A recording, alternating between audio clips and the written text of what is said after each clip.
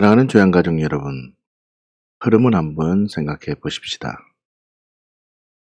예수님께서 십자가에 죽으시자 제자들은 예수님을 통해서 쪽도 많이 경험하고 예수님을 통해서 하나님 나라의 그 가치를 들었지만 그 하나님의 일이 아니라 자신의 야망, 예수를 주로 고백하는 것이 아니라 내가 생각하는 메시아, 하나님의 나라가 아닌 자신의 왕국을 세우려고 했기 때문에 제자들은 그 십자가에서 전부 숨어 지내야만 했습니다.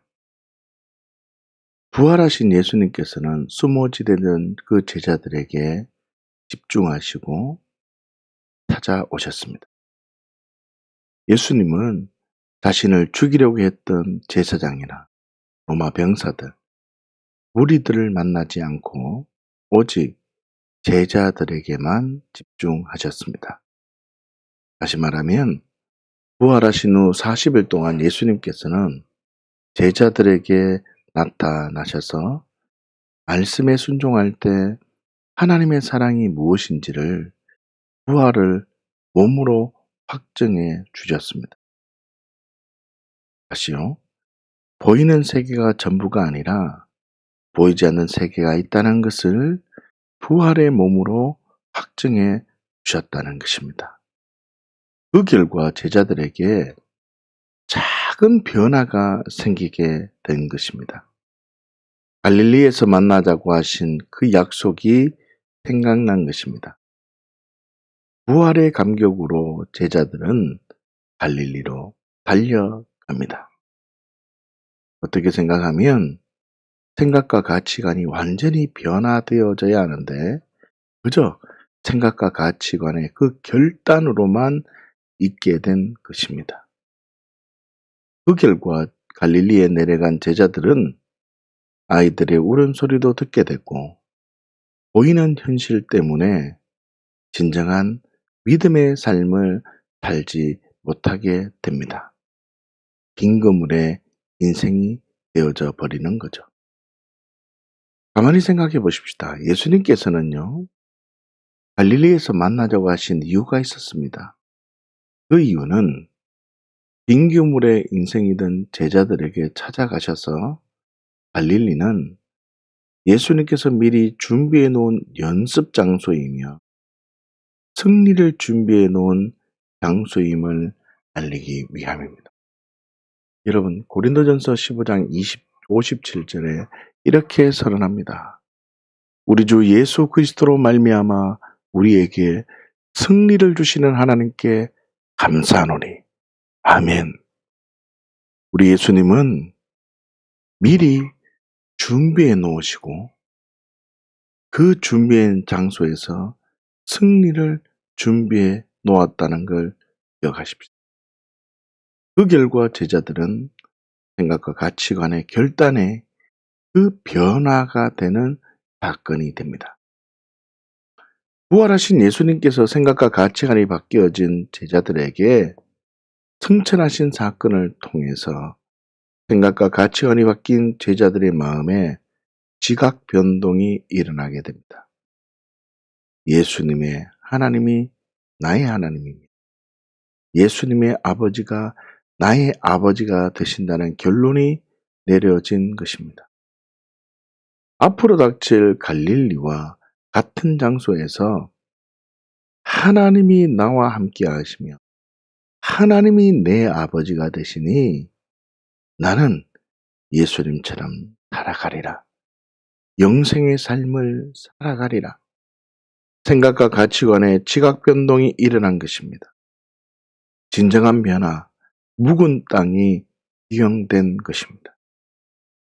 그러나 승천하신 예수님을 그저 바라보기만 합니다. 자신이 가룟 유다임을 인식하지 못합니다. 자신의 수치스러운 부분을 감추고 있다는 것입니다. 그 결과 새로운 피조물의 감격, 믿음의 출발을 하지 못하는 것입니다. 하나님은 이제 나의 하나님이라고 고백은 하지만 눈에는 보이지 않는 것입니다. 하나님은 이제 나의 아버지라고 고백하지만 실제적으로 느껴지지 않는 삶이 되는 것입니다. 이러한 흐름 속에서 오순절 성령 강림 사건이 나타난 것입니다. 너희 아버지, 너희 하나님은 너와 함께 하고 있다는 것을 몸으로 직접 느끼게 해주심으로 생각과 가치관이 바뀐 제자들의 마음에 마침표를 찍은 것입니다. 사랑하는 주양가족 여러분, 제자들은 성령 강림 사건으로 어떤 결론을 내렸을까요? 우리는 이 가치가 우리 마음속에 깊은 진리로 내려져 있어야 합니다. 히브리서 11장 1절에서 2절까지 말씀을 보십시다. 믿음은 바라는 것들의 실상이요 보이지 않는 것들의 증거니 선진들이 이로써 증거를 얻었느니라. 아멘. 믿음을 무엇이라고 선언하고 있습니까? 믿음은 바라는 것들의 실상이며 믿음은 보이지 않는 것들의 증거라고 선언하고 있습니다. 하나하나 우리가 구체적으로 생각해 볼 필요가 있습니다. 믿음은 바라는 것들의 실상이라는 뜻은 무엇입니까? 여러분, 실상이라는 단어를 원문으로 확인을 하면 히포스타시스라는 단어를 사용합니다. 본질, 실체, 확신, 계획이라는 의미입니다. 개인적인 믿음, 주관적인 확신, 막연한 계획이 아니라 누구나 공감할 수 있는 믿음, 객관적인 확신, 명확한 계획을 말합니다. 믿음은 기대하고 소망하는 것이 실상, 다시 말하면 객관적이어야 한다는 뜻입니다. 무슨 뜻입니까? 믿음이라는 것은 나 자신으로 출발된 믿음이 아니라 그리스도의 믿음, 하나님의 말씀이 진리임을 고백하는 것입니다. 나의 결단과 하나님의 말씀 중에 어떤 것이 객관적이라고 생각하십니까?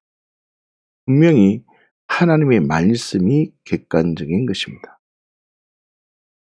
믿음이라는 것은 내가 무엇을 할 수 있다고 믿는 것이 아니라 조언받지 되었기 때문에 은혜로 살 수 있다는 가치관을 말합니다.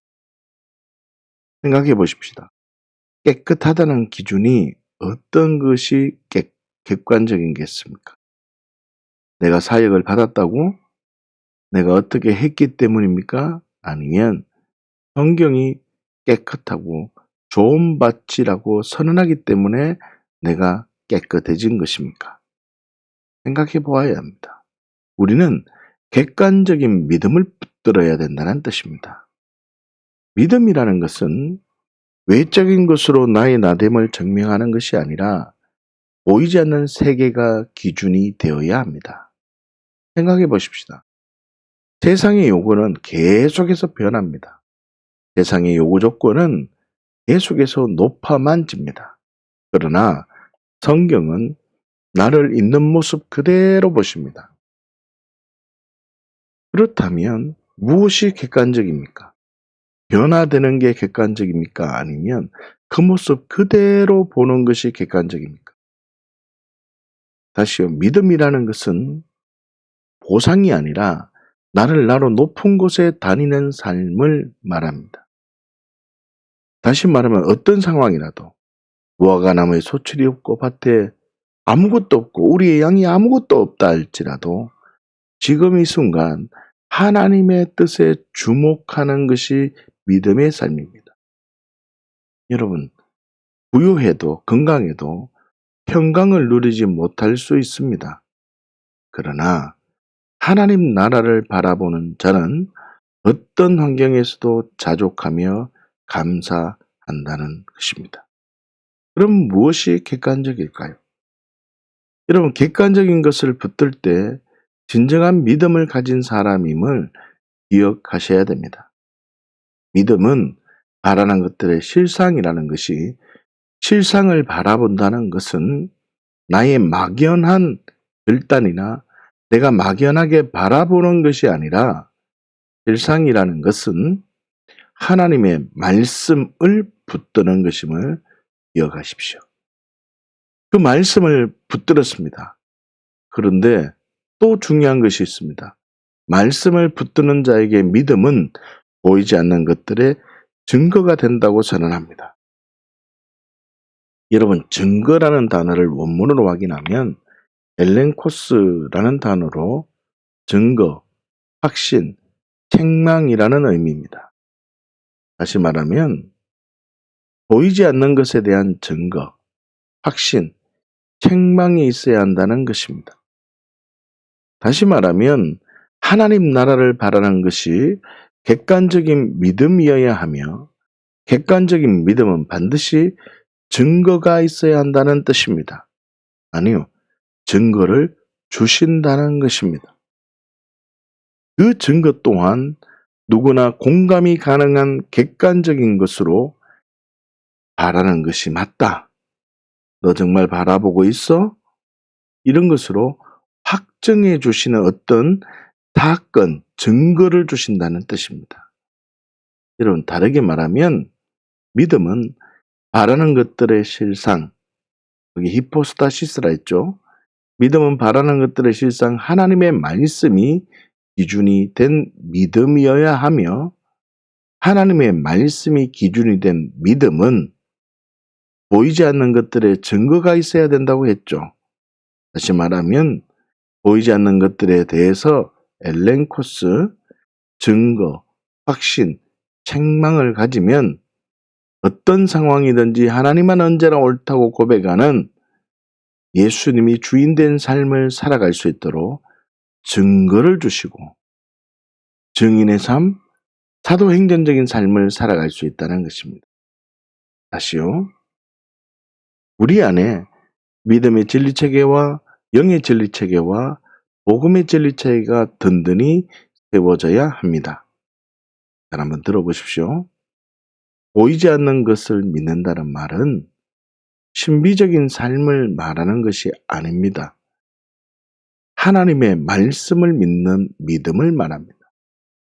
하나님의 말씀을 그대로 받아들이는 그 믿음을 말합니다. 하나님의 말씀을 믿는 믿음을 가지면 믿음의 진리 체계가 세워집니다. 그래서 하나님의 말씀으로 살아가는 자, 믿음의 진리 체계를 세워서 살아가는 자는 환경이 어떠하든지 환경이 무엇이라고 말하든지 관계없이 하나님만 언제나 옳다는 진리로 살아가게 되고 그 하나님만 언제나 옳다는 진리 때문에 증거를 받습니다. 하나님의 사랑을 경험하게 된다는 것입니다. 그 하나님의 사랑을 경험하기 때문에 영의 진리 체계가 세워지는 것입니다. 그 결과 더욱 증인으로 살아간다는 것입니다.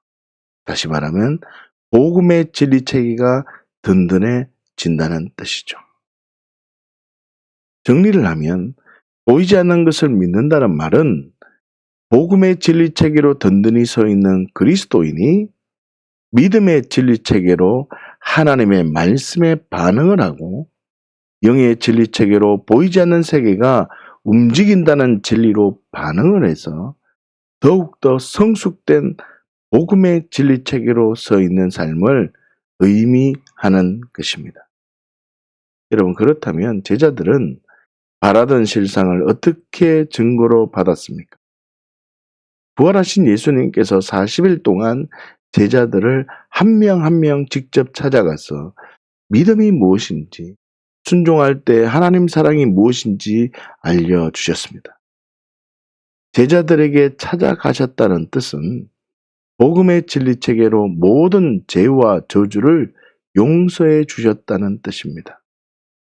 제자들에게 그리고 설명해 주시고 가르쳐 주셨다는 뜻은 자신의 야망, 내가 생각하는 메시아, 자신의 왕국을 하나님의 일로 예수가 주가 되는 삶으로 하나님의 나라를 구하는 삶으로 살도록 믿음의 진리 체계를 세워주셨다는 뜻입니다.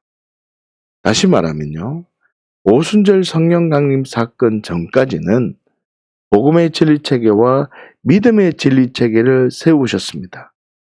그리고 영의 진리 체계는 아직 명확하지 않았다는 뜻입니다. 자신의 육체에 성령이 부어지거나 그 복음의 진리 체계와 믿음의 진리 체계를 믿는 그 증거를 아직 받지 못했다는 것입니다. 다시요. 40일 동안 부활하신 예수님과 함께 동행하면서 무엇을 바라보아야 하는지 실상을 붙들었습니다. 그러나 보이지 않는 실상에 대한 증거를 받지 못한 상태였다는 것입니다. 그런데 오순절 성령 강림 사건을 통해서 제자들이 바라는 것의 실상이 보이지 않지만 분명히 있다는 증거로 확증을 받았다는 것이죠. 다시 말하면 오순절 성령 강림 사건은 복음의 진리 체계로 나는 새로운 피조물이 되었음을 알고 하나님의 말씀을 통해서 믿음의 진리 체계를 세운 그리스도인에게 영의 진리 체계로 확증해 준 사건이 된 것입니다. 이 가치가 세워지기를 예수님의 이름으로 축복합니다. 그렇다면 사도들이 경험한 보이지 않는 증거는 무엇이며 무슨 의미입니까? 사도행전 2장 2절 말씀을 보십시다. 호련히 하늘로부터 급하고 강한 바람 같은 소리가 있어 그들이 앉은 온 집에 가득하며. 아멘. 하늘로부터 급하고 강한 바람 같은 소리가 온 집에 가득했다고 합니다. 소리가 났습니다. 소리. 이 소리를 통해서 자신들이 보이지 않는 세계가 정말 있다는 증거가 된 것입니다. 사랑하는 주양가족 여러분, 제자들은 부활하신 예수님을 볼 수 없지만 믿고는 있었습니다. 믿고 있었죠. 그래서 120명이 모여서 기도한 것입니다. 어떤 예수님의 말씀을 붙들고 마가다락방에서 그 믿음을, 그 실상을 붙들고 바라보고 있었다는 거죠. 그런데 믿고 있었지만 어딘가 확신이 서지 않은 상태였다는 거죠. 왜요? 증거가 없었기 때문입니다. 그런데 갑자기 소리가 들리기 시작합니다. 보이지 않는데 부활하신 예수님의 소리가 들리기 시작한 것입니다. 하나님의 소리가 들리기 시작한 것입니다.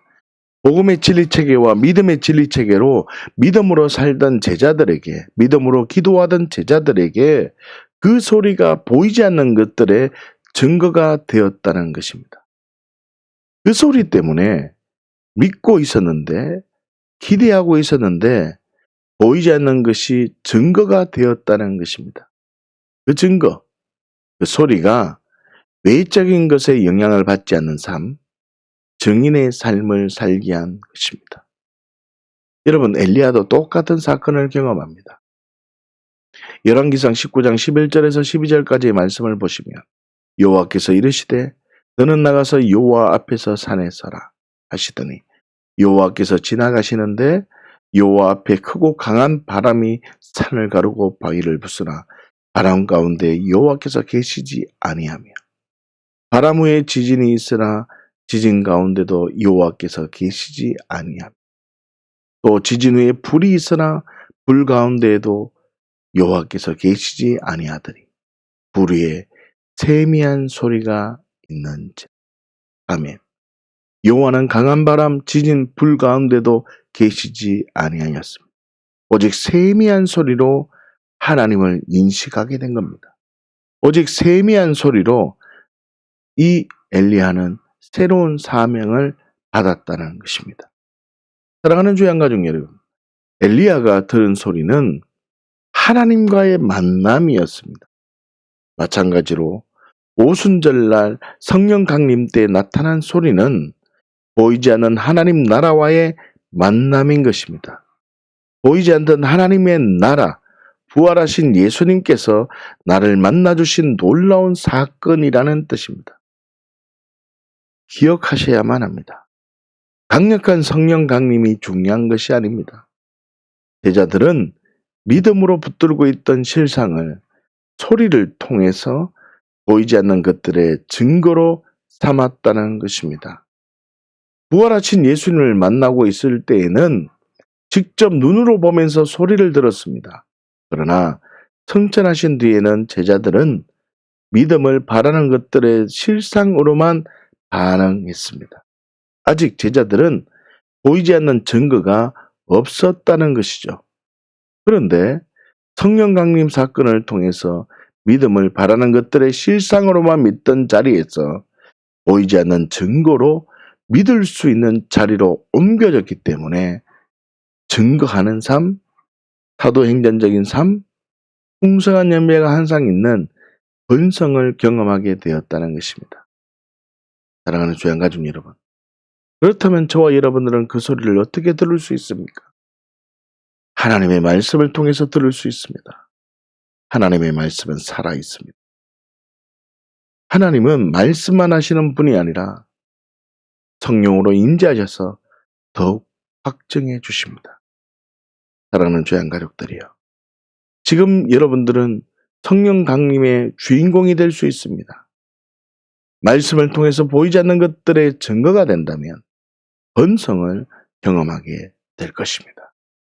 그렇다면요, 사도들이 경험한 보이지 않는 증거는 또 무엇이며 무슨 의미가 있습니까?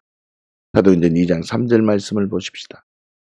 마치 불의 엿처럼 갈라지는 것들이 그들에게 보여 각 사람 위에 하나씩 임하여 있더니, 아멘.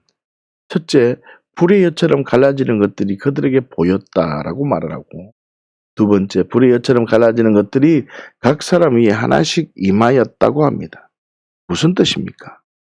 약속된 말씀이 이루어지는 경험을 했다는 뜻입니다.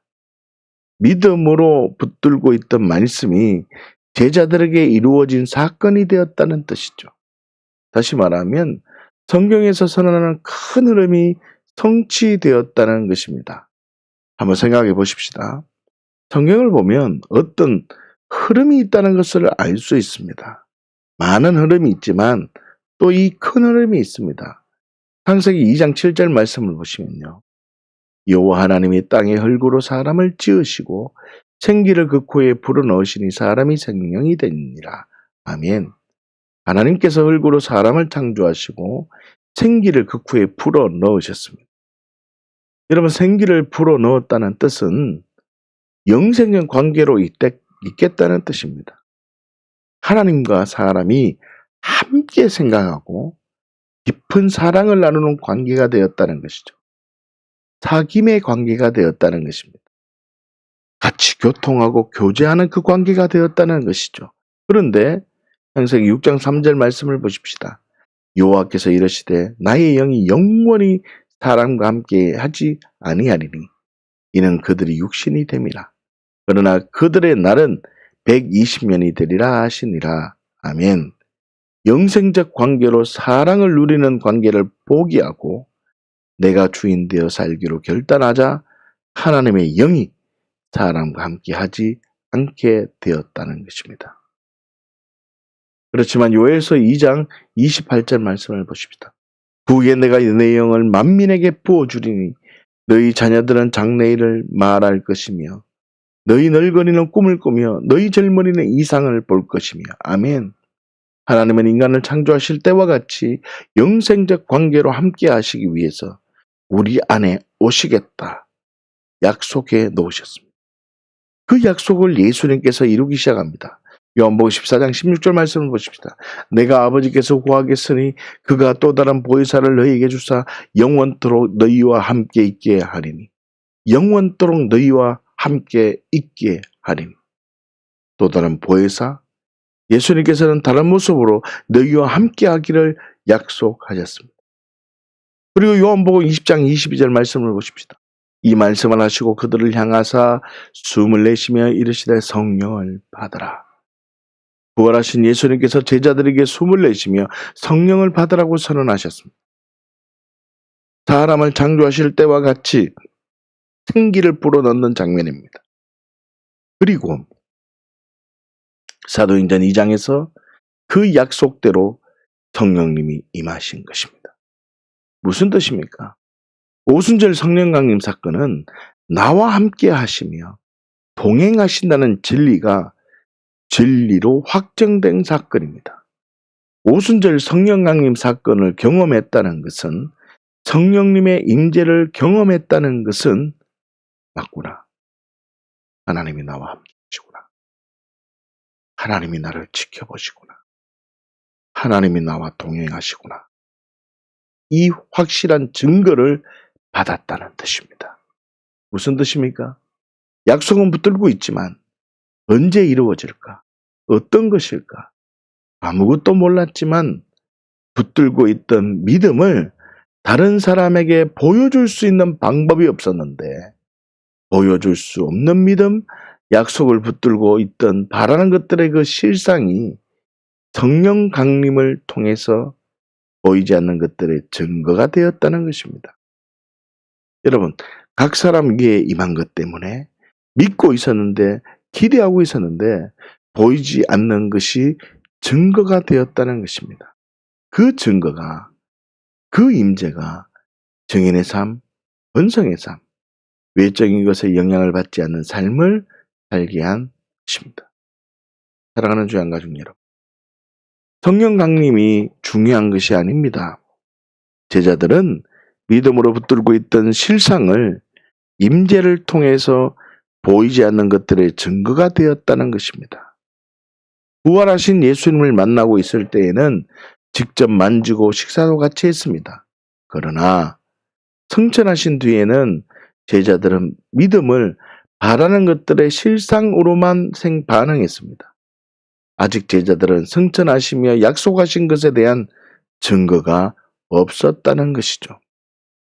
그런데 성령 강림을 통해서 믿음을 바라는 것들의 실상으로만 믿던 자리에서 보이지 않는 증거로 믿는 자리로 옮겨졌기 때문에 사도행전적인 삶을 살아갈 수 있었다는 것입니다. 사랑하는 주양 가족 여러분, 그렇다면 저와 여러분들은 그 임재를 어떻게 경험할 수 있습니까? 예배를 통해서 모든 사람이 임재를 경험할 수 있는 것입니다. 특별하게는 안수를 통해서 임재를 경험할 수 있는 것입니다. 지금 여러분들은 성령 강림의 주인공이 될 수 있습니다. 임재를 통해서 보이지 않는 것들의 증거가 된다면 번성을 경험하게 된다는 것입니다. 그렇다면 보이지 않는 증거를 경험하면 어떤 복이 임합니까? 이사야 60장 1절에서 5절까지 말씀을 보십시다. 일어나라, 빛을 발하라. 이런 내 빛이 이르렀고 여호와의 영광이 내 위에 임하였습니다. 보라, 어두움이 땅을 덮을 것이며 캄캄함이 만민을 가리려니와 오직 여호와께서 내 위에 임하실 것이며 그의 영광이 내 위에 나타나리니 나라들은 내 빛으로 왕들은 비치는 내 강명으로 나오리라. 내 눈을 들어 사방을 보라. 무리가 다 모여 내게로 오느니라. 내 아들들은 먼 곳에서 오겠고 내 딸들은 안기어 올 것이라. 그때에 내가 보고 기쁜 빛을 내며 내 마음이 놀라고 또 화창하리니 이는 바다의 부가 내게로 돌아오며 이방 나라의 재물이 내게로 옴이라. 아멘. 여러분 1절을 보시면 내 빛이 이르렀고 여호와의 영광이 내 위에 임하였다고 선언합니다. 2절을 보시면 어두움이 땅을 덮을 것이며 캄캄함이 만민을 가릴지라도 임재 여호와의 영광의 가치는, 여호와의 영광이 계속 나타날 것이라고 선언합니다. 그 영광의 가치는 어두움이 덮을지라도 나라들은 내 빛으로 왕들은 내 빛으로 광명으로 나온다는 것입니다. 여러분 3절부터 보시면요, 아주 현실적인, 현실에 필요한 복을 주신다고 선언합니다. 무리가 다 몰려든다는 것입니다. 도울 자를 붙여주신다는 겁니다. 내 아들들은 먼 곳에서 오겠고 내 아들은 안기어 올 것이라고 선언합니다. 가정에 평강을 주신다는 선언입니다.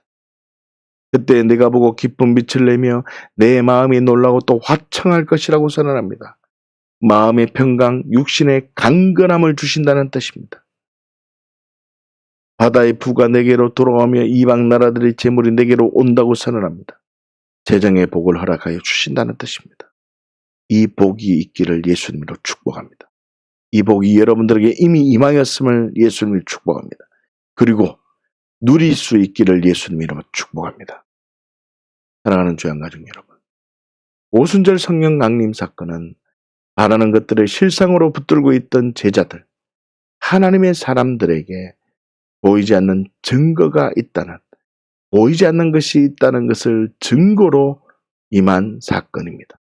그 결과 어떤 곳이든지 눈으로는 하나님이 보이지 않을지라도 소리로, 말씀으로, 각 사람에게 임한 불로, 임재를 통해서 하나님이 나와 함께 하신다는 진리를 붙들고 하나님만 언제나 옳다는 진리로 하나님의 일에, 하나님의 일들로 반응했기 때문에 증인의 삶, 사도행전적인 삶을 누릴 수 있었는 것입니다.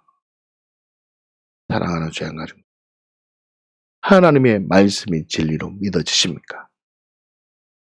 여호와의 영광이 내 위에 임하셨음을 믿으십니까? 하나님은 내가 있어야 할 것을 다 하시는 살아계신 하나님이십니다. 하나님은 여러분들이 있어야 될 것 다 하시는 살아계신 하나님이십니다. 어둠이 나를 덮을지라도 하나님이 나와 항상 함께 하신다는 진리로 살면, 하나님만 언제나 옳다는 진리로 붙들고 살면 빈 거물의 인생이 아니라 풍성한 열매가 항상 있는 증인의 복, 사도행전적인 삶을 누릴 수 있는 것입니다.